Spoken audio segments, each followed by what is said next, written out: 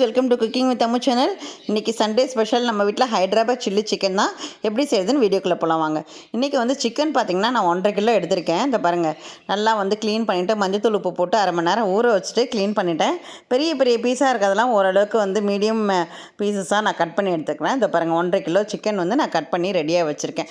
இதுக்கு தேவையான இன்க்ரீடியன்ஸ்லாம் இப்போ கட் பண்ணிக்கலாம். இஞ்சி வந்து பார்த்திங்கன்னா நல்லா ஒரு 3 இன்ச்சு சைஸ் வந்து நான் வந்து அந்த தோலெல்லாம் பீல் பண்ணி கட் பண்ணி வச்சுக்கிறேன். நல்லா 1.5 கப்பு வந்து கொத்தமல்லி தழை வந்து நல்லா பொடியாக கட் பண்ணி வச்சுக்கலாம். இந்த ஹைதராபாத் சில்லி சிக்கனுக்கு வந்து இந்த கொத்தமல்லி தழை வந்து நல்லா அரைச்சி போடும் போது தான் நல்ல ஃப்ளேவர் கொடுக்கும். வெங்காயம் வந்து பார்த்திங்கன்னா வந்து மீடியம் சைஸ் வெங்காயம் வந்து எடுத்துருக்கேன், ஒரு 4 வெங்காயம். அதையும் வந்து நம்ம வந்து தோல் உரித்து எடுத்து வச்சுக்கலாம். இதெல்லாம் நம்ம வந்து இப்போ அரைச்சி பேஸ்ட்டாக தான் செய்ய போகிறோம். இந்த பாருங்கள், ரொம்ப ரொம்ப ஈஸியாக செஞ்சிடலாம், ரொம்ப ருசியாகவும் இருக்கும். பாருங்கள், இந்த மாதிரி வந்து நீங்கள் ரஃப்பாக நம்ம கட் பண்ணி வச்சுக்கலாம் வெங்காயத்தை எல்லாமே. பூண்டு வந்து பார்த்திங்கன்னா நல்லா ஒரு 20 பூண்டு பல், 18லேருந்து ஒரு 20 பூண்டு பல் உரித்து வச்சுருக்கேன். இந்த காட்டுறேன் பாருங்கள் என்னென்ன இன்க்ரீடியன்ஸ் உரித்து வச்சுருக்கேன். இந்த பாருங்கள், பூண்டு ரெடி ஆகிடுச்சு. பச்சை மிளகாய் வந்து ஒரு 15 பச்சை மிளகாய், கொத்தமல்லி தழை, இஞ்சி எல்லாம் ரெடி பண்ணிவிட்டேன். இந்த பாருங்கள், ஒரு மிக்ஸி ஜாரில் நம்ம கட் பண்ணி வச்சுருக்கோம் இல்லையா, அந்த பெரிய வெங்காயமே ரஃப்பாக தான் கட் பண்ணால் போதும். நம்ம ஏன்னா அரைக்க போகிறோன்றனால அதை போட்டுக்கோங்க. அடுத்தது பச்சை மிளகா. இந்த சிக்கனுக்கு காரத்துக்கு வந்து பார்த்திங்கன்னா இந்த பச்சை மிளகா மட்டும்தான் நம்ம சேர்க்குறோம். ஒரு 10 to 12 பச்சை மிளகா சேர்த்துக்குங்க. பூண்டு பல் பாருங்கள், ஒரு 18 பூண்டு பல், 18லேருந்து ஒரு 20 பூண்டு பல் போட்டுக்கோங்க. கொஞ்சம் பெருசாக இருந்தது அந்த இஞ்சி துண்டு, அதனால் இன்னும் கொஞ்சம் பொடியாக கட் பண்ணி சேர்த்துக்கிறேன் நான். எல்லாத்தையும் நம்ம வந்து இப்போ மிக்ஸி ஜாரில் போட்டு அரைக்க போகிறோம். நல்லா பேஸ்ட்டாக அரைச்சிக்க போகிறோம். நல்லா மழைன்னு அரைக்கணும், சொரப்பாலாம் அரைக்கக்கூடாது. இப்போ ஓரளவுக்கு ஒரு 75% அரைஞ்சிருச்சு. இப்போ நம்ம கட் பண்ணி வச்சுருக்கக்கூடிய அந்த கொத்தமல்லி தழையும் நம்ம போட்டு நல்லா அரைச்சிக்கலாம். நல்லா மழைன்னு மைய அரைச்சிக்கோங்க. நம்ம எந்த அளவுக்கு நம்ம வந்து மழைன்னு அரைக்கிறோமோ அப்போ தான் வந்து அந்த சிக்கனில் வந்துட்டு நல்லா வந்து ஒரு கிரேவி மாதிரி, ஒரு டெக்ஸ்சர் மாதிரி நமக்கு நல்லா கிடைக்கும். இதை பாருங்கள், இப்போ ரெடி ஆகிடுச்சு.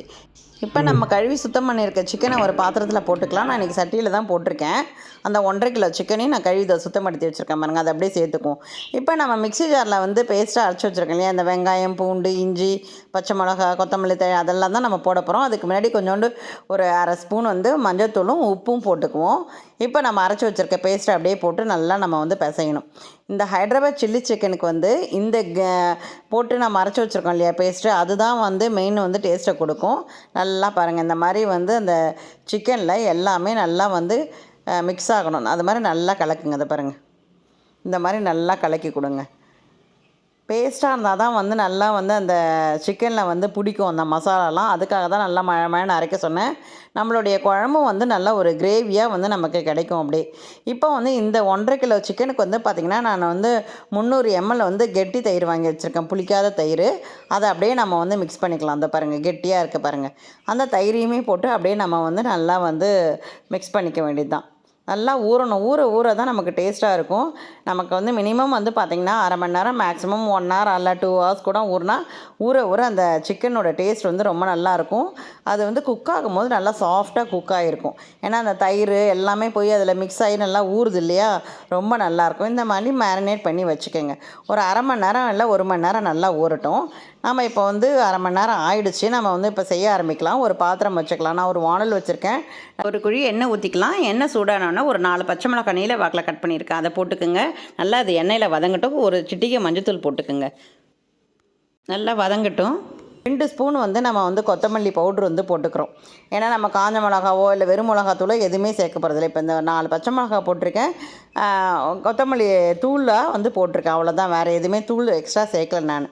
இப்போ வந்து பார்த்திங்கன்னா நம்ம வந்து நல்லா இதை அப்படியே வதக்கி கொடுங்க. இதை எண்ணெயிலே வந்து வதங்கணும். அந்த பச்சை மிளகாவும் அந்த கொத்தமல்லி தூளும் நல்லா வதங்கணும். அரை மணி நேரம் கழித்து நம்ம வந்து இந்த மேரினேட் பண்ணி வச்சுருக்கோம் இல்லையா, அந்த சிக்கன் அப்படியே அந்த எண்ணெயிலே போட்டு நல்லா வதக்கணும். இந்த பாருங்கள், மேரினேட் பண்ண சிக்கன் எல்லாத்தையுமே அப்படியே ஃபுல்லாக போட்டுடுறேன் நான். போட்டு அந்த எண்ணெயில் நல்லா வதக்கி கொடுங்க. நல்லா நம்ம ஒரு ஹை ஃப்ளேமில் வச்சு நம்ம நல்லா வதக்கி கொடுப்போம். ஒரு 8லேருந்து ஒரு 10 நிமிஷம் வரைக்கும் நம்ம பக்கத்துலேயே நின்று நல்லா ஒரு ஹை ஃப்ளேமில் நல்லா வதக்கி கொடுக்கணும். அப்போ தான் வந்து நல்லா வந்து அது மிக்ஸ் ஆகும். அந்த எண்ணெயில் நல்லா வதங்கட்டும் அந்த கறி. இதை பாருங்கள், இந்த மாதிரி நல்லா வதக்கி கொடுங்க. பார்த்திங்கன்னா இந்த கறி வந்து நல்லா சுருளை வதங்கி அந்த தண்ணி தனியாக பிரிஞ்சு வர அளவுக்கு நல்லா வதக்குங்க. அதனால தான் நான் வந்து உங்களுக்கு ஹை ஃப்ளேமில் வச்சு வதக்க சொல்கிறேன். நல்லா இந்த மாதிரி வதக்கும் போது தண்ணி வந்து அப்படியே தனியாக பிரியும். உங்களுக்கு தேவையான அளவு வந்து 1 டம்ளரோ 2 டம்ளரோ தண்ணி கூட இப்போ மிக்ஸ் பண்ணிக்கலாம். அந்த பாருங்கள், நான் நிறைய ஊற்றல, ஒரு 2 டம்ளர் தண்ணி மட்டும் நான் ஊற்றிருக்கேன் பாருங்கள். இப்போ நல்லா கிளறி கொடுங்க. அதை அப்படியே நல்லா கம கம கமன்னு வாசனையாக இருக்கும். இப்போ மூடி போட்டுருவோம். மூடி போட்டுட்டு லோ ஃப்ளேமில் வந்து நம்ம ஒரு 10 மினிட்ஸ் வந்து நம்ம வந்து இதை குக் பண்ணுவோம். அப்படியே ஏற்கனவே ஹை ஃப்ளேமில் வந்து ஒரு 10 நிமிஷம் வச்சுருக்கோம். இப்போ லோ ஃப்ளேமில் வந்து 10 நிமிஷம் வச்சுருக்கோம். ஒரு 10 நிமிஷம் கழிச்சு பார்க்கலாம் எப்படி இருக்குன்னு. பாருங்கள் அப்படியே கம கமன்னு வாசனையாக இருக்குது. நல்லா வந்து கறி வந்து பார்த்திங்கன்னா ஒரு 80% to 90% நல்லாவே வெந்திருக்கும். பாருங்கள் அவ்வளோ சாஃப்டாக வெந்திருக்கு பாருங்கள். இப்போ நம்ம கரம் மசாலா வந்து சேர்த்துக்கலாம். ஒரு ஸ்பூனோ இல்லை ஒரு 2 டேபிள் ஸ்பூனோ வந்து நீங்கள் கரம் மசாலா சேர்த்துக்குங்க. 1.5 கிலோ சிக்கனுக்கு தகுந்த மாதிரி நான் சேர்த்துருக்கேன் இன்றைக்கி. ஒரு 2 ஸ்பூன் இல்லை 3 ஸ்பூன் வந்து சேர்த்துக்குங்க. நீங்கள் போட்டுட்டு அதையும் நல்லா மிக்ஸ் பண்ணி விடுவோம். ரொம்ப சீக்கிரமாக ரெடி ஆகிடும். நம்ம வந்து அந்த எல்லாத்தையும் அரைச்சி ரெடி பண்ணி வச்சுட்டா நம்மளுடைய அந்த ஹைதராபாத் சில்லி சிக்கன் செய்கிறது ரொம்ப ஈஸி தான். தேவையான இன்க்ரீடியன்ஸ் தான் கடன்னு செய்திடலாம். இதை அப்படியே மூடி போட்டுருங்க. இப்போ லோ ஃப்ளேமில் ஒரு 10 நிமிஷம் வச்சுக்கோங்க. 10 மினிட்ஸ் கழிச்சு பார்ப்போம். இந்த பாருங்க கம நம்மளுடைய ஹைதராபாத் சில்லி சிக்கன் ரெடி ஆகிடுச்சு. சூப்பராக இது வந்து பார்த்திங்கன்னா சாதத்துக்கு, சப்பாத்தி, ரொட்டி, தோசை, பூரி எல்லாத்துக்குமே ரொம்ப நல்லாயிருக்கும். இதே போல் அளவில் நீங்களும் செய்து பார்த்துட்டு கமெண்ட் பண்ணுங்கள் ஃப்ரெண்ட்ஸ். நம்ம சேனலுக்கு புதுசாக வந்திருக்கவங்க லைக் பண்ணுங்கள், ஷேர் பண்ணுங்கள், சப்ஸ்கிரைப் பண்ணுங்கள். மறக்காமல் பெல் பட்டனை ப்ரெஸ் பண்ணுங்கள். அப்போ தான் நான் போடுற வீடியோ உடனே வரும்.